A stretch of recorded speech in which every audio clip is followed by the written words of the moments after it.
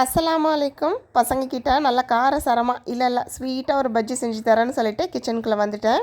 செம்ம டேஸ்ட்டாக இருக்கும். கண்டிப்பாக இந்த வீடியோவை சேவ் பண்ணிவிட்டு உங்கள் ஃப்ரெண்ட்ஸ் அண்ட் ஃபேமிலிக்கு ஷேர் பண்ணி விட்டுருங்க. நேந்திரம் பழம் இருக்கும் இல்லையா, அதில் தான் நம்ம இதை பண்ண போகிறோம். ஸோ இதை வந்து நம்ம ஃபஸ்ட்டு கட் பண்ணிக்கலாம். பஜ்ஜிக்கு கட் பண்ணுற மாதிரி மெலிசாக கட் பண்ண வேண்டாம். கொஞ்சம் மொத்தமாகவே கட் பண்ணி இந்த மாதிரி எடுத்துக்கோங்க. மாவு ப்ரிப்பேர் பண்ணிக்கலாம். 1 கப் அளவுக்கு மைதா மாவு எடுத்திருக்கேன். 3 ஸ்பூன் அளவுக்கு அரிசி மாவு சேர்த்துருக்கேன். அதே 3 ஸ்பூன் அளவுக்கு சர்க்கரை சேர்த்துருக்கேன் இது கூட. அப்புறமேட்டுக்கா கொஞ்சமாக மஞ்சள் தூள் கலருக்காக, கொஞ்சமாக சால்ட்டு, 2 3 ஏலக்காய் வந்து பொடிச்சு சேர்த்துருக்கேன். கொஞ்சமாக சமையல் சோடா, பேக்கிங் சோடா சொல்லுவோம்ல, அது ஃபுல்லாக கலந்துட்டு லைட்டாக தண்ணி சேர்த்து நம்ம பஜ்ஜி மாவு பதத்துக்கு ரெடி பண்ணி வச்சுக்கணும். ஆயில் சூடான உடனே சூப்பராக நம்ம வந்து பொரிச்சு எடுக்க வேண்டியது தான். இது பேர் ஸ்வீட் பஜ்ஜி கிடையாது. கேரளாவில் ரொம்ப ஃபேமஸாக இருக்கக்கூடிய டீ டைம் ஸ்நாக் இது. பழம்பொரின்னு சொல்லுவாங்க. கண்டிப்பாக ட்ரை பண்ணி பாருங்கள். ரொம்ப ரொம்ப டேஸ்ட்டாக இருக்கும். என் பசங்களுக்கு ரொம்ப பிடிச்சிருந்தது. நாளைக்கு பார்க்கலாம். பாய்.